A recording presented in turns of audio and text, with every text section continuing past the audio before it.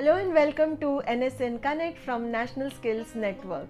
In the series of conversations with Rajesh A R on reigniting the skilling landscape in India, today in the third episode, we are going to focus on the world of work.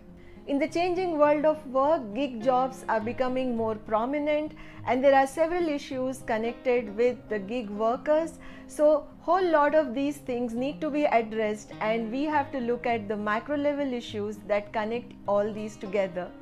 So let's go ahead and learn more about social security for the gig workers, the gig economy, the changing nature of jobs and how we connect education, skills and jobs with Rajesh A R. Are we prepared to take up the new kind of work that is coming in, or the way the work is getting redefined today is what kind of bothers me, because we work so much into the skilling and education ecosystem. Are people prepared to accept the new world of work? There are more gig jobs coming up. There is more of the informality. And I want to ask you also, because you are quite an expert in understanding the informal economy, how informal jobs get created and moving people from informal to formal. First of all, do you see this as a necessity? So these are some points which I think you can help us learn more. So let's get started by asking you, there's a huge informal sector, we all know, and formal sector generates maybe about 10 to 15% of jobs only. Now, how do we make informal sector jobs aspirational, and what are the issues involved in that?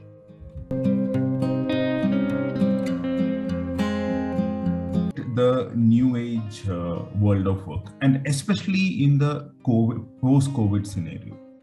And why I'm insisting on a post-COVID scenario is the life has changed in the last 12 to 18 months. The way we work, the way we plan for work, and the entire livelihood aspect of the formal and the informal sector. Today, people talk about work from home, etc. Now, these concepts of work from home, kind of a concept which is catching on the newspaper headlines, accounts only for hardly 5 to 7 or maybe take 10% of the workforce. A workforce like a plumber, workforce like an electrician, and majority of your informal sector, whether it's a cab driver, whether it's a street vendor, etc., how do they work from home? Mm-hmm. So the COVID has, but at the same time, how will they embrace the element of technology, element of travel restrictions, there is a mobility restrictions, and also need to take care of their lives, or what we call it as in terms of health, to ensure that they have a continuity of wages. Yeah. So this world of work has changed for them. And to go into the basics of world of work, you get paid on number of hours, days, or months worked, or you get paid of your outcome which has come in. And the glorified world, people call it as gig economy.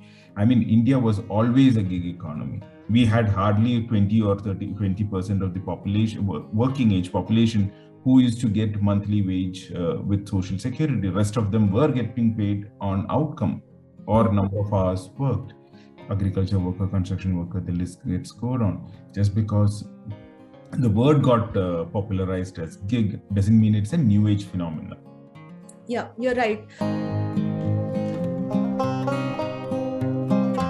Also, the word gig economy is mostly applied to the entry level or the lower level jobs, but I don't think that's also true, because there are a lot of people, who are earning quite a lot, who are holding high positions, and still they work in that gig fashion, if I can put it. Like, you can look at, HR consultants, for example, who would have put in 25 plus years of experience, and if they are consulting on an hourly basis, but then earning definitely much more than perhaps a delivery boy or somebody at that level earns. See, again, this is also a kind of gig, right? When they are earning like this on an hourly basis, or or an outcome basis. I think outcome basis also, if I can look at an example, tell me if I'm right. Okay, I'm just imagining scenarios where, for example, you recruit people in your company and then you give them a target or an outcome, who is a part-timer or a consultant, and say that your pay is based on this kind of thing. So isn't that also an outcome based thing? It's almost like, targets being given for a salesperson or a delivery person or any of those. So I think that dichotomy also has to be re-looked at. Gig is not only for people at the lowest level, but like we all know, it started in the music industry, creative industry, and creative industry, I think, has always been working in a gig way. Now, Rajesh, tell us, are we prepared to face this kind of a reality? When I say prepared, you look at a family, you look at a typical situation at home, everybody wants their child to settle in a stable job, government or non-government, but still the government, as you know, is highly aspirational. No matter what happens, what is their degree or whatever it is, the stability, the monthly income, and then the aspirational value going up from there. Like stability means, yeah, I can take a loan, I can buy this, I can do that, the comfort.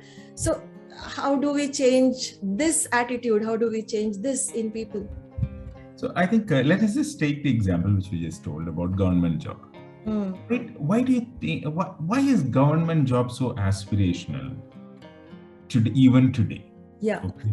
Even for a peon's kind of a vacancy, you find PG holders or a degree holders or even PhDs applying for the same. It comes from three aspects. One, it comes from security of work. The belief that you will not get fired.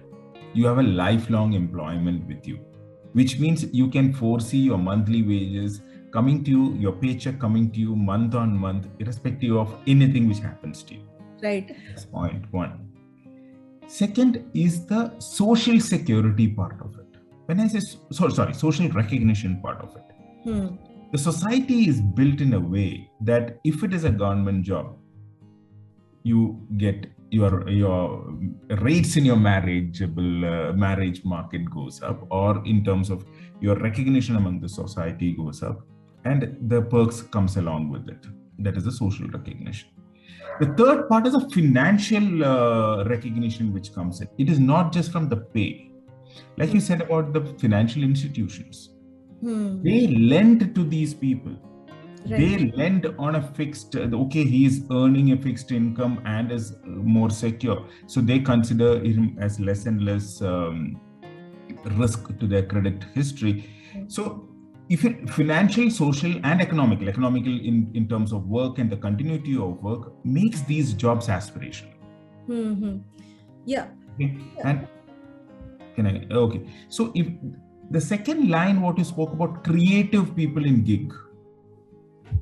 If you see from these three aspects, they are, because of their social networks, because of their high paying gigs, that per gig, like you spoke about for a recruiter, maybe on a higher side, or for a film kind of an editing can be on a higher side, they're able to generate enough surplus for a downtime of work. Right. Okay. And because it is considered more white-collared gig, there is also a sense of recognition which comes in. Maybe it is added to the glamour, maybe it is considered to be a little more white-collared kind of a thing. Now, when you go to the third tier, which is the informal sector gig, call it as a construction worker, call it as an electrician, call it as a plumber, all three aspects are not there. Right. He or she doesn't know whether he will get 20 or 25 days of work. His per day or per gig is not able to command a premium. So there is no continuous surety of the market or the wage for the full month. I don't think we have given that kind of a social recognition to that kind of an entry level kind of a thing. And financial institutions shy away to lend to these people. And without capital, even if I have aspiration, how will I grow in a gig economy? So in the same lens, you look at all the three aspects, it gives you three different flavors depending upon which strata of the work level you fall in. Hmm. Yeah, yeah, you're right. When you said, especially the financial recognition, I think matters the most. Even if you leave aside the other social impact and other things, but I think financial recognition also matters. Like you said, for example, let's say people like you were talking about the gig workers who are at a slightly lower level or even the middle level. Um, I'll just give you another example. I think you can also relate to it. We come from families where, like my father and your father, they were government employees, and we grew up in a very comfort. There was a kind of comfort, I would say. But then, of course, we had to become independent, financially independent, to support our families. That's a different story. But to some extent, our generation, mostly our parents have been in government jobs or PSU jobs, which were almost like government jobs. But generation after generation, this is changing. So looking at the families, like I'll bring back the same thing. How do we prepare people, how do we prepare the family members to accept this reality that let's look at this kind of an example. Okay, to accept this reality where a postgraduate or an engineer is taking up a job which is much lower, like maybe working in a mall, okay, maybe working as a security guard, or maybe delivering stuff at home. Okay, it could be a food delivery app or a grocery delivery app, or even driving a cab, or doing things which are nowhere connected with that kind of a so-called degree, which this person has got. The person doesn't have a problem. They speak to us, they can converse, they can do many things, but the issue comes in the larger social circle. So how does this get addressed? How do we prepare for this reality? It's a reality today, right? See, good. So let's just break this into two parts. Some things which we can change, some things which we can't change as a human being, right? What are the things which we can't change? The place at which we were born.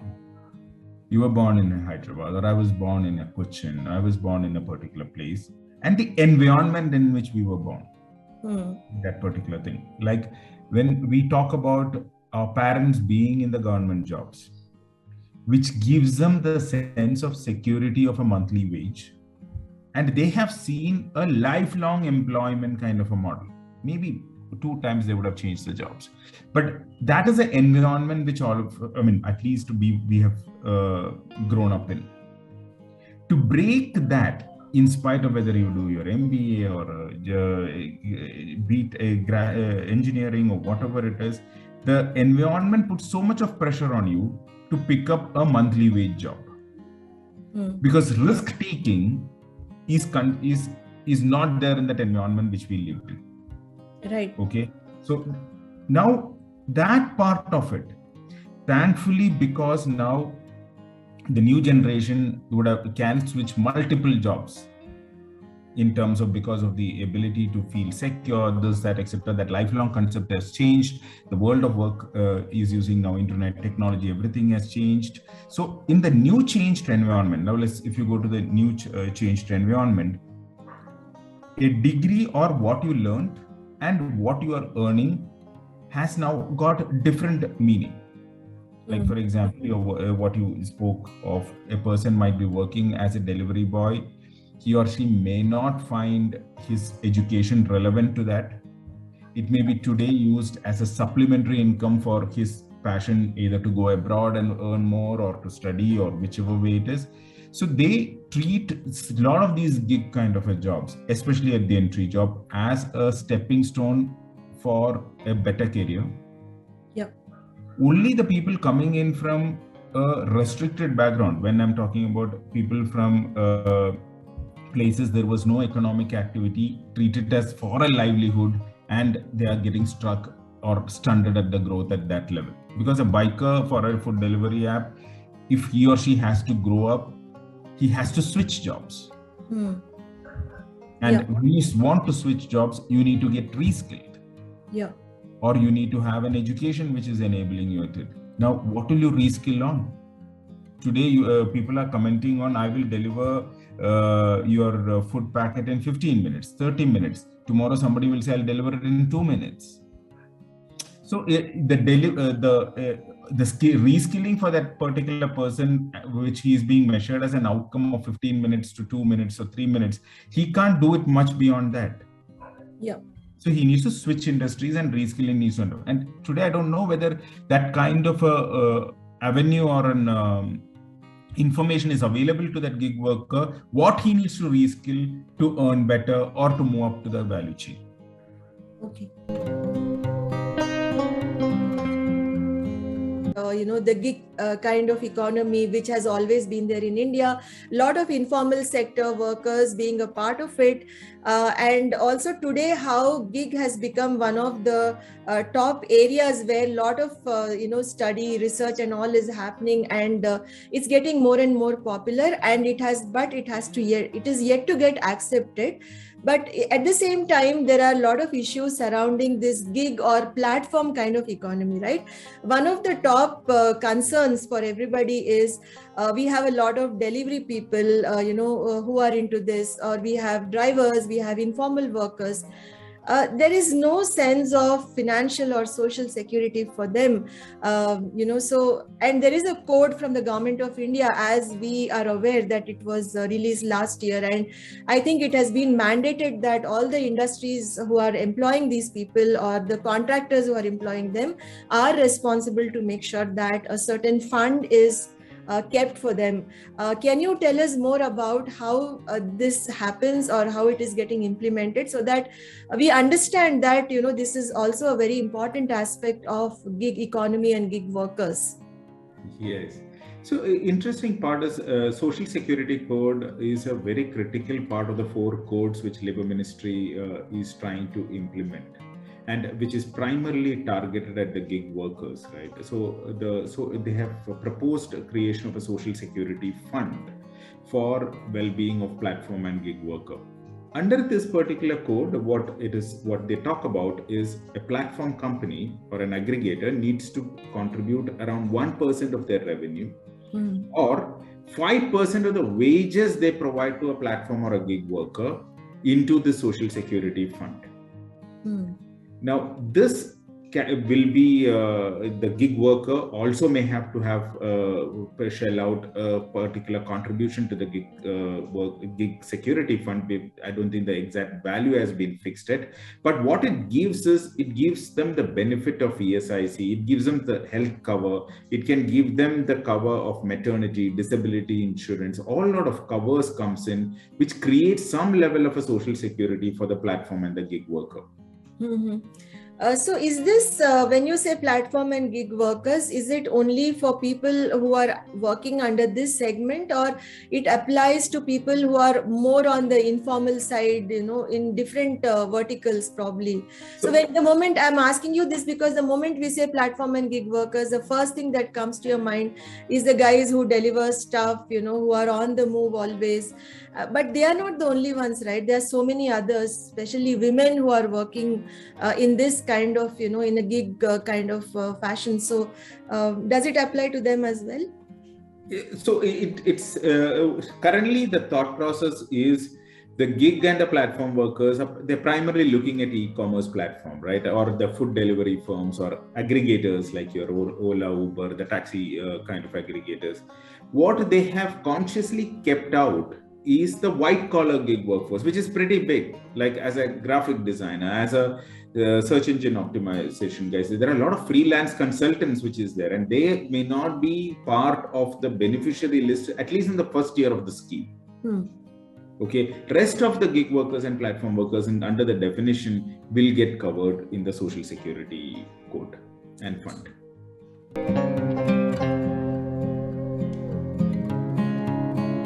We just discussed about the changing world of work and how a lot of awareness needs to be created in the society about it, especially, the parents, because parents in India play a very important role in the future of their children in terms of education and jobs.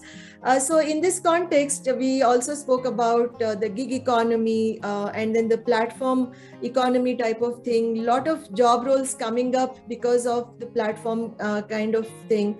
Now, in case, we have to get a few very solid action items or action points to think about how really we can implement few things, mainly, making people feel secure while they are working this way, because as we know, this is very important. What are those top 3 points, action points that come to your mind? I think the first one is the parental or the society mindset.